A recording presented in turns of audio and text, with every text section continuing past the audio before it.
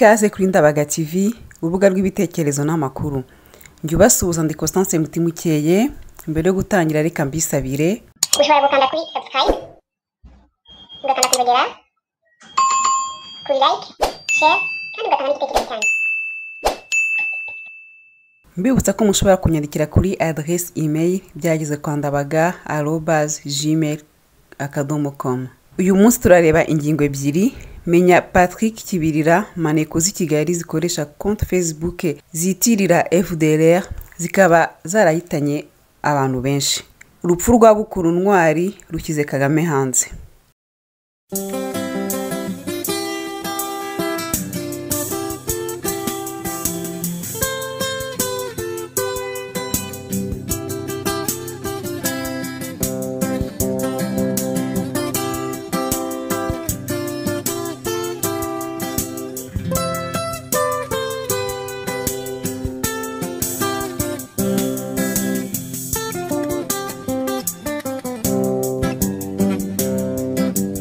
Uko ubuhamya bukomeje gusohoka tugenda dusobanukirwa ko mu namwe zashinzwe na MRND zari zarinjiriwe n'abatekinisiye ba FPR, gutyo bakaba baragize uruhare mu bwicanyi ndengakamere bwakorewe mu kiswe ubwoko Tutsi mu mwaka wa 1994. Ejo bundi Paul Rusesabagina yisanze i Kigali biturutse ku cyizere yagiraga Pirato Constantine y'Umungeri wamubeshye agakorana na RIB bakamujyana i Kigali.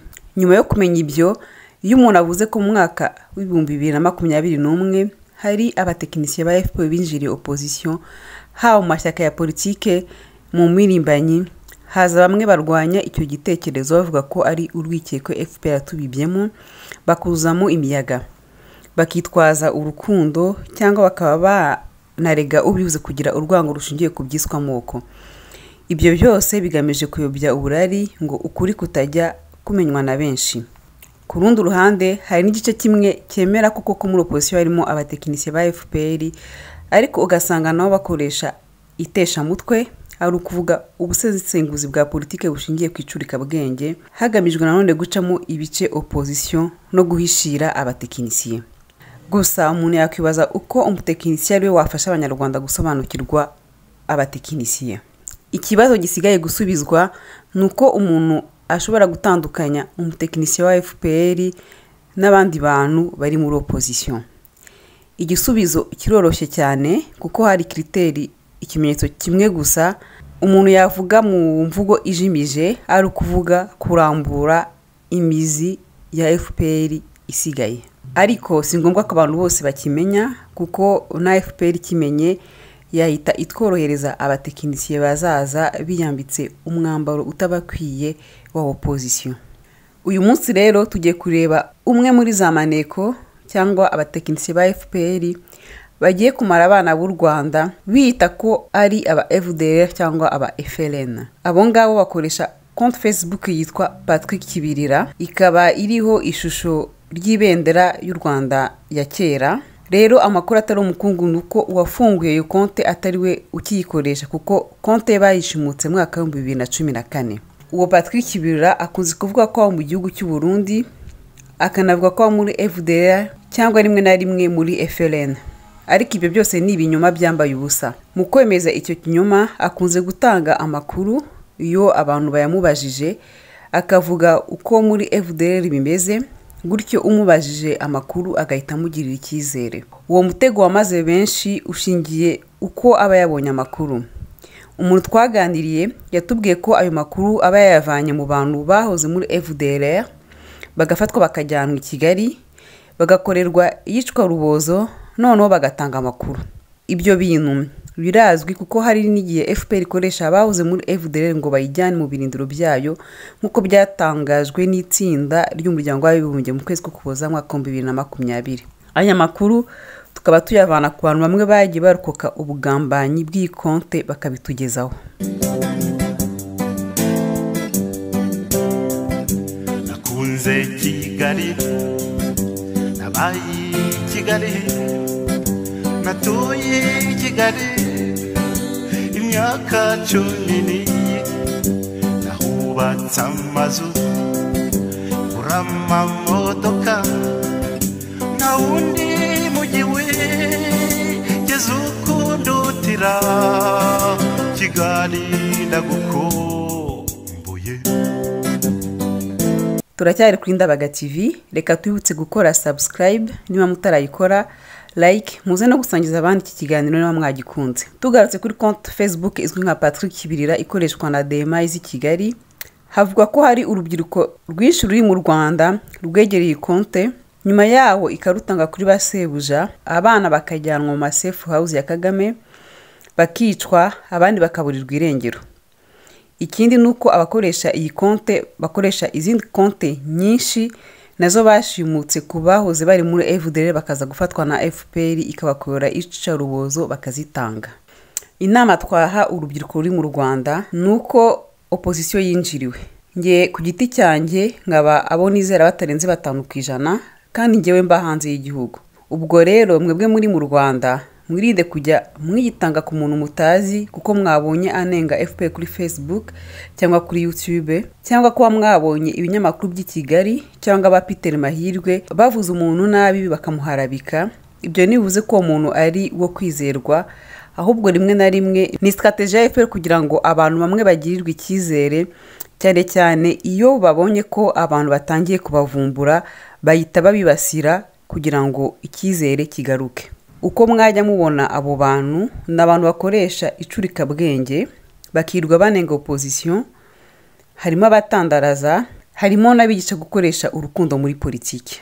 Inama nabagira nuko niba ushaka kugirira icyizere umuntu, shishoza neza ibikorwa bye kuruta amagambo ye, yewe n'amagambo ye yashishoze neza mu gihe kirenze umwaka kuko nawe ushobora kubeshya abantu igihe kirenze umwaka. Ubundi urebe neza ibyo bikorwa n'amagambo aho bibangamiye imirongo migari ya FPR. We muntu uri mu Rwanda irinde cyane cyane amakonte ya za Facebook cyangwa Twitter akoreshwa n'abantu batazwi, badashyira amafoto yabo ku mugaragaro, ahubwo bakaba bakwereka amafoto yabo mu gikari. Biroroshye kwiba ifoto y'umuntu mu gikari kuko abataza gushobora kukunyomoza. Biroroshye kuba waha umuntu amafaranga akerekana ku mashusho mu gikari kuko abazi ko nawe uzashobora kumunyomoza. Niba uri mu Rwanda ukaba udakoresha umwirondoro wawe, irinde kwitaba telefone, kwitaba uburyo bw'itumanaho bukoresha amashusho, kwakira amafaranga y'umuntu utizeye kuko ubu ni uburyo bwose bukoreshwa ngo umwirondoro wawe umenyekane. Tugarutse ku makonti akoreshwa n'abantu batazwi, niba nta muntu n'umwe ushobora kuyishingirira ngo akubwire ko azi uwo muntu, inama nziza ni kutayigirira icyizere. Ayo makonti muzasanga akoresha icurika bwenge, akivuguruza uko bwije uko bukeye, agahora aryanisha opposition kugera aho umuntu yakwibaza niba ari mu nyungu zande opposition yashwana. Agapfa kaburiwe n'imongo. Ngewe rero ubu ngubu umusanzu wanjye ndangije kuwutanga. Aya, aya, aya, Kigali.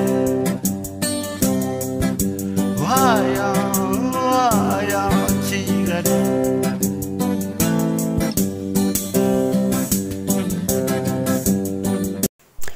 Reka dukomeze amakuru y'uyu munsi kuri Ndabaga TV, tubibutsa gukora subscribe no mutarayikora.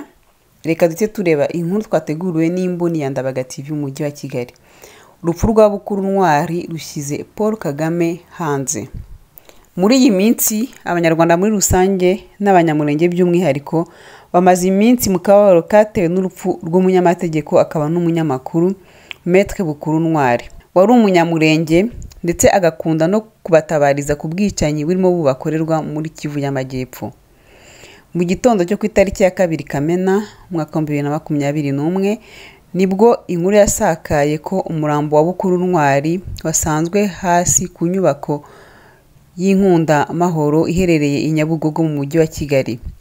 Byavugwa ko yiyahuye ahanutse ku igorofa ya 4, binavugwa ko ngo yaje mu modoka yo mu bwoko bwa Range Rover ya 4 y'umukara, aheza imfunguzo wo yahasanze, ubundi arazamuka ageze hejuru arasimbuka yikubita hasi ahitapfa. Inkuru imaze gusakara abaturage barakubise baruzura, abanyamakuru nabo ni bahatangwa baje kureba icyabaye.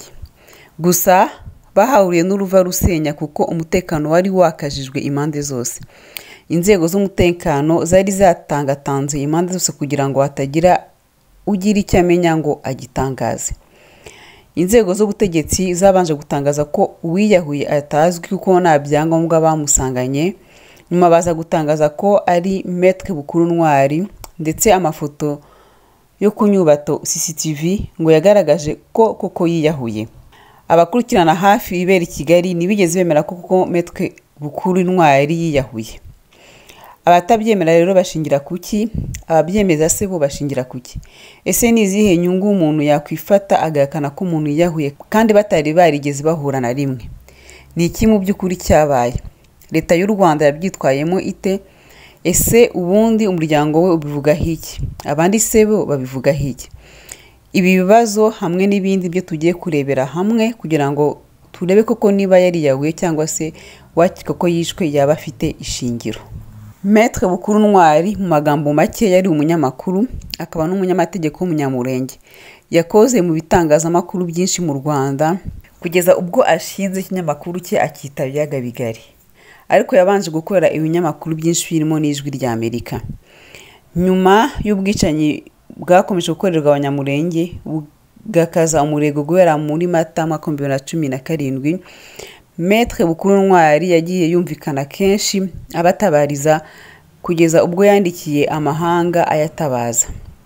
Yakunze kumvikana ashinja Ababembe, Abafurero, Abanyenu n'andi moko atuye muri kariya gace kuba nyuma y'urupfu rw'agashinyaguro barimo kwicwa. Ibintu byaje gukomera ubwo yumvikanaga ashinja umutwe wa Red Tabara ya Alexis Sinduhije na Forebo ya General Godefroid Niyombare kuba inyuma y'ubu bwicanyi, ndetse agashimangira ko izi ngabo z'Abarundi zateguye kudeta mu 2015 igapfuba, zahise zihungira mu Rwanda zihabwa ikaze ndetse zikomeza imyiteguro yo kongera gutera u Burundi. Mu mvugo ya Maître Bukuru Ntwari yasaga nkaho yemeza ko u Rwanda ruvuga rumwe n'abica abanyamurenge. Kuva icyo gihe yari yirahuriyeho umujinya n'uburakari bwa leta ya Kigali, atari guhonoka uko byari kugenda kose. Nta kabuza yarakoze Kagame mu ijisho. Maître Bukuru Ntwari yanze kurya indimi nka mugenzi we Dr Aje Shyaka Mugabe nawe w'umunyamurenge. Uyu rero we ni umwarimu muri kaminuza y'u Rwanda ndetse akanagira ubumenyi buhagije ku mibereho y'abanyamurenge. Aherutse kubura ayo yacira nayo amira, araruma arahuha ubwo kimwe mu binyamakuru bikorera mu kwaha kwa Kigali cyamubazaga kuri iki kibazo.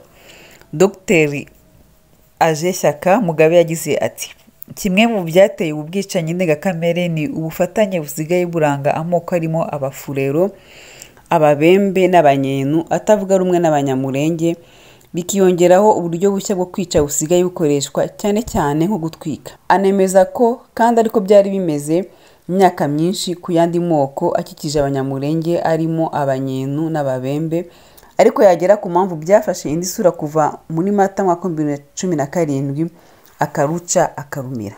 Kubera kwanga gutakaza umukati akora muri kaminuza y'u Rwanda, ntiyigeze ahingutsa ko mu bica abanyamurenge harimo Red Tabara na Forebu, kuko yari azi neza ko yaba yirahuriyeho umuriro wa Kagame kandi kuhonoka bitamworohera.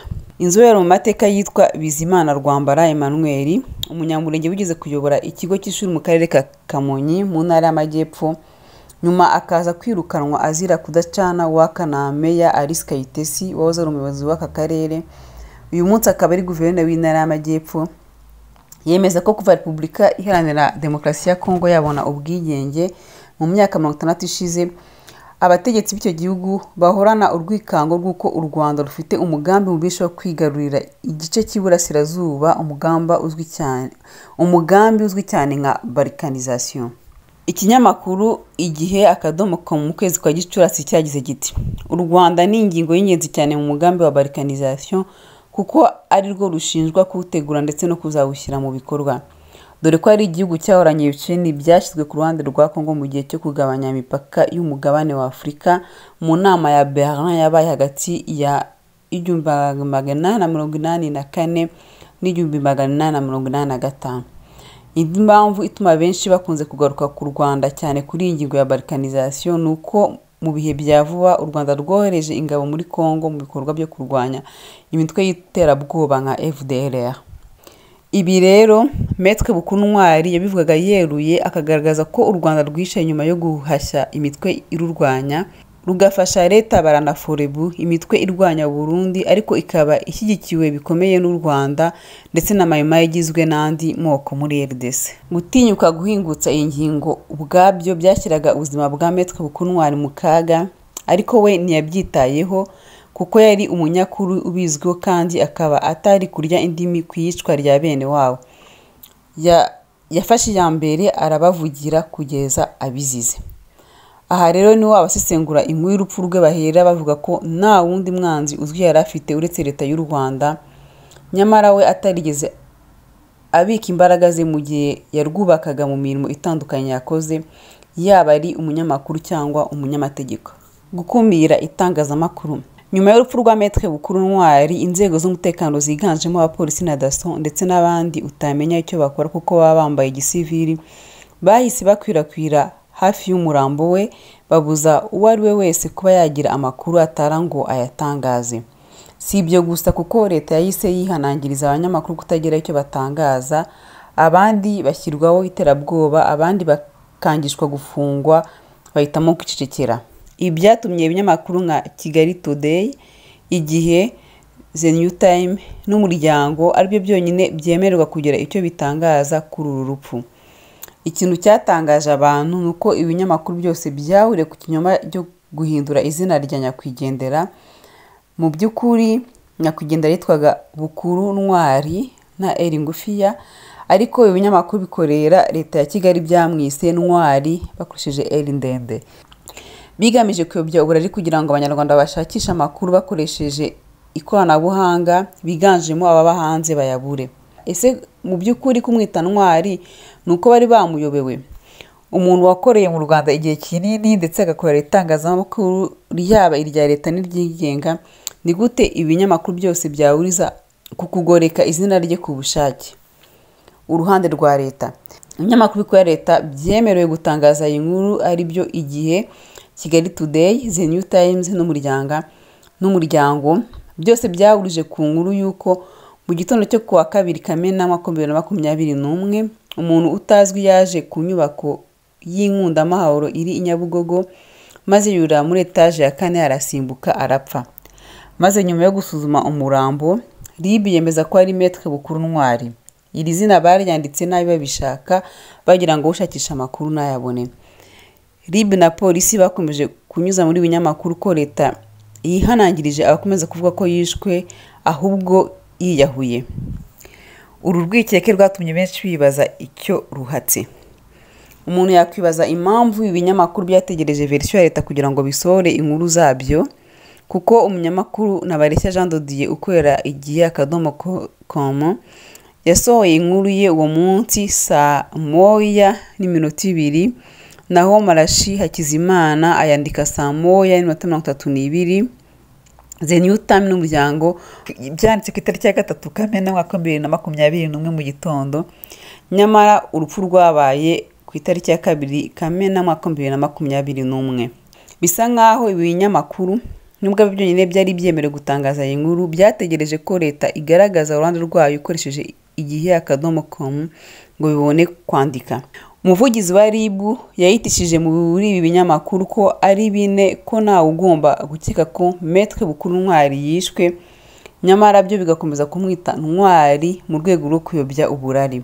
Mu kiganiro Waramutse Rwanda cyatambutse kuri televiziyo y'u Rwanda kuri uyu wa 3 tariki ya 9 Kamena 2021, umuvugizi w'umusirikare wa RIB Dr Murangira Thierry yavuze ko iperereza ryagaragaje ko Bukuru yiyahuye, ariko nk'uko bisanzwe iperereza ryaje ryemeza ibyo RIB yari yatangaje itarakora iperereza. Yagize ati twebwe ibyo twagenje nk'urwego rw'ubugenzacyaha biragaragaza neza ko yiyahuye. Amashusho ya kamera zigiye yinjiye uko yaje arinjira arazamuka muri etaje igeze hejuru arinaga, ibyo nta gushidikanya kurimo. Abari bazi neza Maître Bukuru Ntwari bamaze iminsi bakurikirana ibyo yatangaza kwicanya bukorerwa abanyamurenge ntibigeze bemera ko yiyahuye, ahubwo batangiye gutekereza ko yishwe. nta kabuza bumvaga ko kuba yaranenze ko u Rwanda rufasha leta bara na mayimayi bifashwa na leta ya Kigali bitari kumugwa amahoro, cyane cyane ko abandi babivuga bihishe.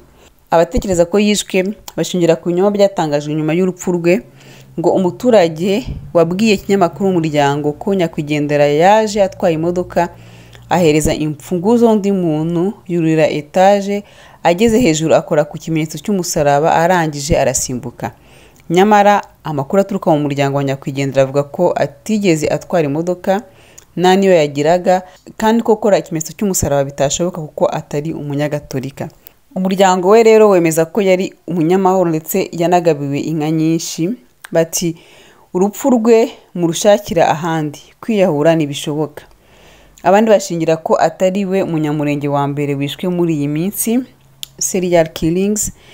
Ikinyamakuru Umuryango cyo ku itariki ya 3 Kamena 2021 cyatangaje ko muri aya mezi 3 ashize Maître Bukuru abaye umunyamurenge wa kabiri umenyekanye uguye mu Rwanda azize urupfu rw'amarabira, kandi buri gihe leta igahita ibyivangamo nk'ifite icyo yikeka kandi kiba gihari.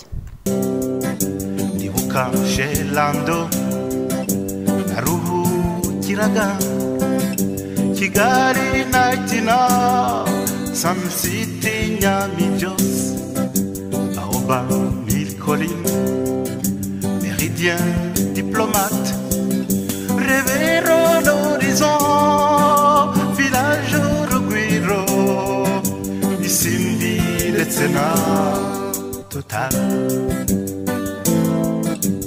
Turacyari kuri Ndabaga TV, turagana ku musozo w'amakuru uyu munsi.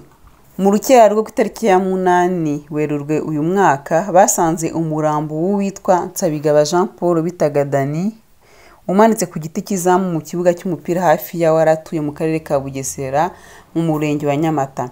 Nawe yari uwo mu bwoko bw'abanyamurenge.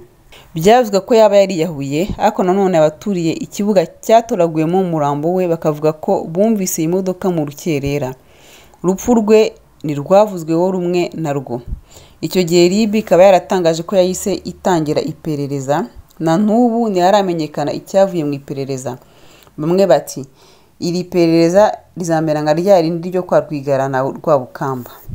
Amakuru kandi yemejwe na BBC ku itariki ya 4 2021 yagize ati urupfu rwa Bukuru rutavugwaho rumwe, bamwe baruza n'urw'uwundi munyamurenge Nsabigaba Jean Paul waruzwi nka Dani, umusore wapfuye mu kwezi kwa 3 mu mujyi wa Nyamata mu karere ka Bugesera mu Rwanda. Urupfu rwe rwabanje kuvuga mu binyamakuru ko yiyahuye, ariko mu muryango we baje gutangaza ko ibyavuzwe bisobanura impamvu yo kwiyahura kwe byari ukubeshya, ko bakeka ko yishwe. Ntiharatangazwa icyo iperereza ryagezeho ku rupfu rwa Dani. Umuryango we uracyari mu gihirahiro kimwe n'indi myinshi muri iki gihe. Ku itariki ya 3 Kamena 2021 ikinyamakuru Rugari cyagize giti Kagame abanyamurenge arabamaze. Maître Bukuru Ntwari yishwe nk'uko bishe Nsabigaba Jean Paul waruzwi nka Dani, Bigabo na Dr Kigabo. Uyu Dr Kigabo akoraga muri Beneri yasanzwe iwe yapfuye, bavuga ko yishwe na COVID-19, ariko mu muryango we bakemeza ko yanizwe. Mu gihe cyo gushyingura Maître Bukuru Ntwari umutekano wari wakajijwe cyane, mbese nka kwa kundi byaremeze bashyingura Kizito Mihigo. Umunyamakuru witwa Niyonkuru Martin ukorera ukwezi.com avuga ko mu gihe Maître Bukuru Ntwari weretse gupfa yiyahuye nk'uko byemejwe na RIB, yashyinguwe kuri uyu wa 4 tariki ya 10 Kamena, aho nta muntu wari wemerewe gufata amashusho cyangwa amajwi atabiherewe uburenganzira. Hakaba hari abasore b'ibigango bacugaga buri wese kugira ngo hatagira uburenga kuri ayo mabwiriza.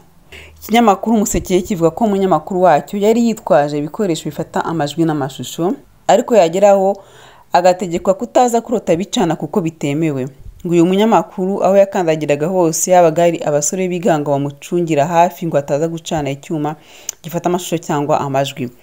Aha rero nta wabura kwibaza icyateraga uru rwikekwe rwose, mu gihe abantu biyahura hirya no hino ariko bagashyingurwa nta mutwarasibo cyangwa umukuru w'umudugudu batahageze. Byanze bikunze uku kwivanga mu gushyingura Maître Bukuru Ntwari nk'uko bisanzwe bigenda ku bantu bapfuye mwene izi mpfu leta ifitiyemo uruhare, biragaragaza ikimenyetso simusiga cy'uko nyakwigendera atiyahuye ahubwo yishwe, kandi icyo bamuhoye kirigaragaza. Mu kubimushyingura havuzwe ibigwi by'uburyo yari umunyamahoro kandi akayaranira, ndetse bakamushimira buriya butwari yakunze kugaragaza bwo kuvugira Abanyamulenge. Uwaje ahagarariye Abanyamulenge niwe wikije cyane kuri ibi bigwi bya Maître Bukuru, avuga ko ubutwari bwe bwo gukunda abantu buzabera urugero abo asize, by'umwihariko abo muri ubu bwoko bw'Abanyamulenge. Umukecuru wakuranye na Maître Bukuru yagize ati: "Igendere, Imana yagukunze cyane, gusa ugiye ari bwo wari ukenewe kurusha ibindi bihe. Turagukunda, ntituzakwibagirwa." Gusa abavuze bose ntabagurutse ku by'urupfu rwe, ahubwo bagarukaga ku byamuranze kuva akiri umwana, ubwo yari muri Repubulika Iharanira Demokarasi ya Kongo ndetse n'aho agereye mu Rwanda. Bashobora kuba bari batewe ubwoba cyangwa baratinyaga gukoma rutenderi. Umunyamakuru w'ikinyamakuru Umusanzu yavuze ko azi neza Bukuru Ntwari, ndetse ko bakoranye kuva mu mwaka wa 2001 kugera mu mwaka wa 2005, akavuga ko nta mpamvu n'imwe yakwiyahura. Iyi nkuru igitangazwa, ari abaturage batandukanye bagize icyo babivuga mu kinyamakuru Umuseke akadomorwa. Uwiyita Fika ku itariki ya 3 Kamena yagize ati: "Uyu mugabo hari abamusunitse kandi bamusunitse bamaze kumwica, ibindi bitangazwa ni ibinyoma. Kuba yaje abaza aho etaje ya 4 iri, nuko hari uwo bari bafitanye gahunda, nk'ukuntu nka Karegeya yishwe n'uwo bafitanye gahunda." Uyu mugabo rero yavugiraga Abanyamulenge bari kwicwa, kandi akavuga ko hari abategetsi b'u Rwanda babiri inyuma. None se murumva atari cyo bamujije nyine?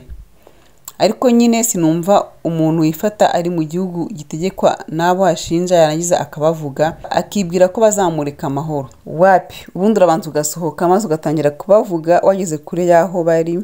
Naho ubundi Paul Kagame n'agatsiko ke ni babi cyane, no kubareba cyane gusa bashobora kukubikuziza, nkanswe noneho kuvuga amabi bari gukora.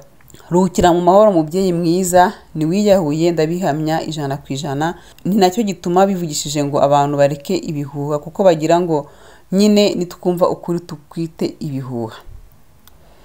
Uwiyita Santa isamusubiza ati: "Umbaye kure."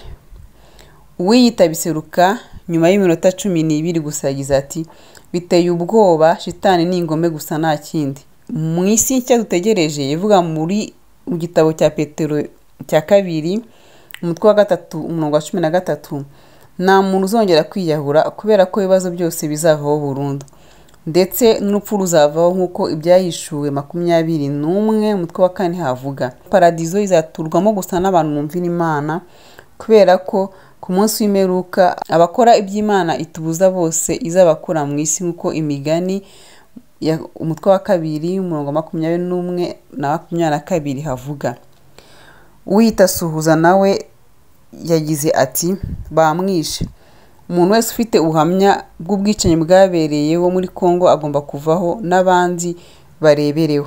Reka mbere y'umwanzuro twibutse gukora subscribe niba utarayikora, muduhe like, muze no gusangiza abandi iki kiganiro niba mwagikunze.